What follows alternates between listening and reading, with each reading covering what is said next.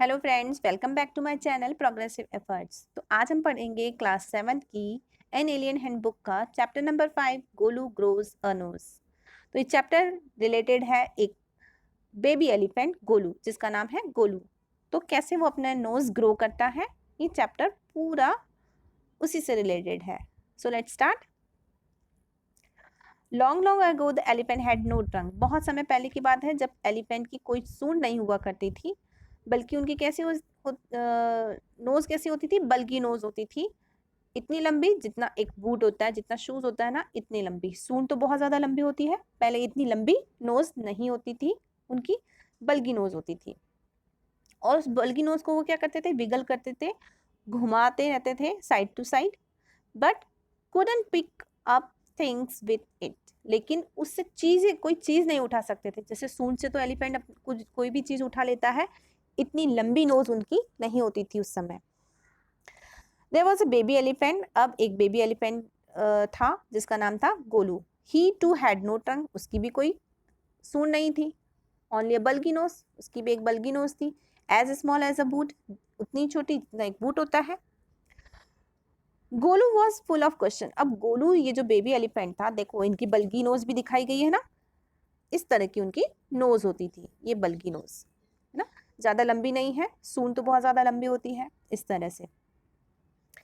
अब गोलू क्या था, फुल ऑफ क्वेश्चन, यानी कि गोलू के पास बहुत सारे क्वेश्चन थे। जब भी वो किसी से बात करता, बहुत सारे क्वेश्चन उसकी तरफ फेंक देता था। He asked his tall aunt the ostrich. अब वो अपनी लंबी आंटी ऑस्ट्रिच से पूछता है, क्या पूछता है, why don't you ever fly like other birds, कि आप दूसरे बर्ड्स की तरह उड़ती क्यों नहीं है। Then he asked his tall uncle. फिर वो अपने लंबे से अंकल से पूछता है, और उसके लंबे से अंकल कौन थे, giraffe. What makes your skin so spotty, आपकी स्किन इतनी स्पॉटी कैसे हो गई है। ही आस्क्ड हिज ह्यूज अंकल। वो अपने जो ह्यूज, बहुत ज्यादा तगड़े, बहुत ज्यादा चौड़े जो अंकल थे, उनसे पूछता है। और वो चौड़े अंकल कौन थे, ह्यूज अंकल कौन थे, लंबे चौड़े, वो थे हिप्पोपोटामस। उनसे पूछता है, why are your eyes always so red, आपकी आंखें हमेशा इतनी रेड रेड क्यों रहती है, लाल लाल क्यों रहती है आपकी आंखें। फिर वो अपने हेयरी अंकल से जाकर क्या पूछता है, और उसका हेयरी अंकल कौन था, बैबून, जो कि मंकी का ही की जाति का होता है। बैबून से पूछता है, why do melon taste like melon, कि मेलन्स का टेस्ट मेलन्स की तरह ही क्यों होता है। The ostrich, the giraffe, the hippopotamus and the baboon. अब जो भी उसके अंकल आंटी थे, ostrich, giraffe, hippopotamus and baboon had no answer to Golu's question. उनके पास गोलू के क्वेश्चन का कोई आंसर नहीं था, क्योंकि उसके क्वेश्चन ही इतने अजीब थे। गोलू बहुत ही ज्यादा नोटी बेबी था। वो उससे क्या कहते, आप तुम इतने डिफिकल्ट क्वेश्चन पूछते हो ना, इसीलिए हमारे हमारे पास कोई आंसर नहीं है इसका। अब वन डे क्या होता है, गोलू मेट अ मैना बर्ड। वो मैना बर्ड से मिलता है। मैना बर्ड कहाँ बैठी हुई थी, मिडल ऑफ द बुश, एक बुश में बीचों बीच बैठी हुई थी। वो उससे पूछता है, what does the crocodile have for dinner, crocodile dinner में क्या खाता है। Myna said, go to bank of great grassy Limpopo river and find out. जाओ उस ग्रेट महान ग्रासी लिम्पोपो रिवर पर जाओ, जहां पर तुम्हें वो क्रोकोडाइल मिल जाएगा, और तुम खुद ही पता लगा लो। गोलू घर जाता है, बहुत सारे 100 शुगर केन्स लेता है, यानी कि गन्ने लेता है, 50 डजन बनाना लेता है, 25 मेलन्स लेता है। और then he said to his family, फिर अपनी फैमिली को बोलता है, गुड बाय ना, bye, I am going to the great grassy Limpopo river, मैं ग्रेट ग्रासी लिम्पोपो रिवर पर जा रहा हूँ। आई विल फाइंड आउट, मैं पता लगाऊंगा कि आखिर क्रोकोडाइल अपने डिनर में क्या खाता है। फिर he had never seen A crocodile, उसने तो कभी क्रोकोडाइल को देखा भी नहीं था। And didn't know what one looked like, और उसको ये भी नहीं पता था कि वो दिखता कैसा है। देखा तो नहीं था, लेकिन दिखता कैसा है ये भी उसे पता नहीं था। फिर रास्ते में वो पाइथन से मिलता है और उससे पूछता है, have you ever seen a crocodile, क्या तुमने कभी क्रोकोडाइल को देखा है। What does he look like, वो कैसा दिखता है। What does he have for dinner, वो डिनर में क्या खाता है। पाइथन अपने आप को अनकॉइल, यानी कि पाइथन आपको पता है कि एकदम जिससे एक के ऊपर एक ऐसे कॉइल करके बैठता है, अपने आप को, अपने शरीर को एकदम कॉइल करके बैठता है। तो वो अनकॉइल यानी कि अपने शरीर को जो घुमा घुमा कर अपने शरीर को बैठा रहता है वो अनकॉइल होता है। और फिर from the branch of a tree पर वो बैठा हुआ था कॉइल होके, और फिर वहां से हटता है और बोलता है सेड नथिंग, लेकिन वो कुछ भी नहीं बोलता है। Golu politely held him to coil around the branch again, और फिर वो वापस गोलू उसको कॉइल करने में, ब्रांच के चारों तरफ कॉइल करने में उसकी मदद करता है और उसको गुड बाय करके आगे बढ़ जाता है। गोलू मूव्ड ऑन, गोलू आगे बढ़ता है, eating sugar canes, banana and melons, और खाता रहता है वो बीच बीच में शुगर केन्स, बनाना और मेलन्स। कुछ दिनों के बाद, इतने सारा वो चीज़ें ले तो लेता है, तो वो सब रास्ते के लिए था, जब तक वो चलता रहता है। तो कुछ दिनों के बाद फाइनली वो कहाँ पहुंचता है, ग्रेट ग्रासी लिम्पोपो रिवर के किनारे पर आखिर वो पहुंच ही जाता है। अब on the bank of the river he saw a log of would, जो रिवर का जो बैंक था, किनारा था, वो वहां पर देखता है कि वहां पर एक वुड का टुकड़ा पड़ा हुआ था, लकड़ी का टुकड़ा पड़ा हुआ था। एक्चुअल में क्या था वो, it was really the crocodile, actual में वो क्रोकोडाइल था जिसने अपने आप को इस तरह से विंग्ड किया हुआ था। तो वो पूछता है एक्सक्यूज मी, गोलू से पूछता है have you ever seen a crocodile, क्या तुमने क्रोकोडाइल को देखा है।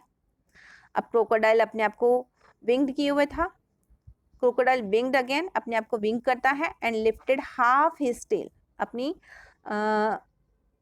टेल का आधा हिस्सा ऊपर उठाता है, आउट ऑफ द मड, कीचड़ में बैठा हुआ था वो, और उसको बोलता है कम हियर लिटिल वन, छोटे बच्चे इधर आओ।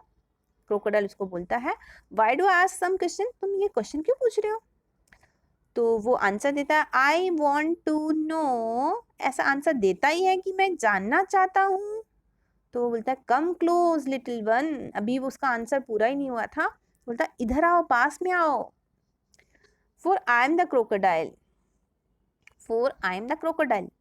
मैं ही क्रोकोडाइल हूँ, and he shed crocodile tears to show it was quite true, और वो क्रोकोडाइल के आंसू बहाने लगता है, क्रोकोडाइल आंसू बहाने लगता है ये दिखाने के लिए कि मैं सच बोल रहा हूँ। गोलू वॉज अफ्रेड, गोलू डरा हुआ था, but he set down on the bank, लेकिन फिर भी वो उसके क्लोज आने के लिए वहां पे बैंक पर बैठ जाता है, and said you are the very person, तुम ही तो वो आदमी हो, आई वॉज लुकिंग फॉर, जिसकी मैं तलाश कर रहा हूँ। प्लीज टेल मी, मुझे बताओ what you have for dinner, तुम डिनर में क्या खाते हो। तो वो क्रोकोडाइल उसको बोलता है कम हियर लिटिल वन, इधर आओ मेरे बच्चे, and I will whisper the answer to you, और मैं धीरे से तुम्हें आंसर बताऊंगा इसका, क्रोकोडाइल ने उसको कहा। गोलू ने क्या किया, पुट हिज हेड डाउन, अपने सर थोड़ा नीचे किया, बिल्कुल क्रोकोडाइल के पास में, और क्रोकोडाइल ने फट से उसको नोज से पकड़ लिया। Crocodile cot him by the nose, जल्दी से उसको नोज से पकड़ लिया। क्रोकोडाइल ने कहा I think today a baby elephant will be my dinner, आज तो लगता है ये बेबी एलिफेंट ही मेरा डिनर बनेगा। अब वो बेबी एलिफेंट बोलता है, यानी कि गोलू बोलता है लेट मी गो, मुझे जाने दो, यू आर हर्टिंग मी, तुम मुझे चोट पहुंचा रहे हो, तुम मुझे दुखा रहे हो, मुझे दर्द हो रहा है mister crocodile, screamed Golu, Golu चिल्लाने लगा। The python who had been quietly following Golu, अब जो पाइथन था वो धीरे से चुपचाप से गोलू का पीछा कर रहा था, केम टू द बैंक, वो भी जल्दी से किनारे पर आ गया और कहा if you do not pull as hard as you can the crocodile will drag you into the stream. अब वो गोलू को सलाह देता है कि अगर तुम में जितना भी दम है उतने दम के साथ तुमने अपने आप को नहीं खींचा तो ये जो क्रोकोडाइल है ना वो तुम्हें इस नदी में अंदर धकेल कर लेके चला जाएगा। Golu set back on his the little haunches, अब गोलू ने क्या किया, जो उसकी लिटिल हॉन्चेस थी, छोटे छोटे से हॉन्चेस थी, उस पर बैठ गया और पुल्ड एंड पुल्ड, और खींचता गया, अपने आप को खींचता गया, and the crocodile slipped into the water, और क्रोकोडाइल पानी में फिसलता गया, and all creamy with the great sweeps of the tail, and he also pulled and pulled. अब क्रोकोडाइल स्लिप होता गया था into the river making it all creamy, और जैसे जैसे वो स्लिप होता जा रहा था, क्योंकि पूरा जो मड थी वो बहुत ज़्यादा क्रीमी थी, बहुत ज़्यादा फिसलन वाली थी विद ग्रेट स्विप्स, उसके कारण बहुत ज़्यादा फिसलन हो गई थी मड के कारण off his tail, and he also pulled and pulled, और वो खींचता गया और वो खींचता गया. Then the python coiled himself, अब पाइथन ने अपने आप को कॉइल कर दिया राउंड गोलू's स्टमक, गोलू के स्टमक पर के आसपास चारों तरफ उसने अपने पाइथन ने अपने आप को कॉइल कर दिया and said let's pull harder, और तेज खींचो. Golu dug in all 4 legs into the mud. अब गोलू ने क्या किया, वो जो कीचड़ थी उसमें अपने पूरे जो चारों पैर थे एकदम दबा दिए एंड पुल्ड, और दबा के वो अपने आप को अपनी नोज को खींचने लगा. अब अपनी नोज को खींचने लगा, तो नोज जैसे जैसे खींचती जा रही थी वो स्ट्रेच होती जा रही थी. नोज कैप्ट ऑन स्ट्रेचिंग, अब नोज खींचती जा रही थी, लंबी होती जा रही थी. At each pull the nose grew longer, हर खींचने के साथ जो नोज थी वो लॉन्गर होती गई, लंबी होती गई, और लॉन्गर और लंबी होती गई. एंड इट हर्ट गोलू, और गोलू को इससे दुख भी रहा था. The nose was now 5 feet long, अब नोज खिंच खिंच के कितने 5 feet लंबी हो चुकी थी. But it was free at last, लेकिन फाइनली वो फ्री हो गया, उसकी नोज फ्री हो गई.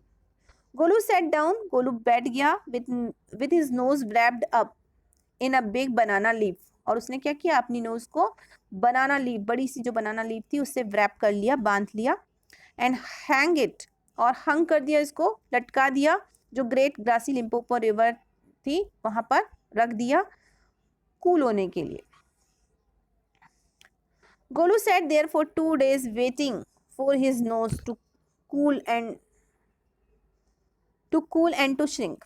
गोलू 2 दिन तक वहीं वेट करता रहा उस नदी के बैंक पर, ताकि उसकी जो नोज थी वो कूल हो जाए, ठंडी हो जाए, और श्रिंक भी हो जाए, जैसी पहले थी वैसी हो जाए.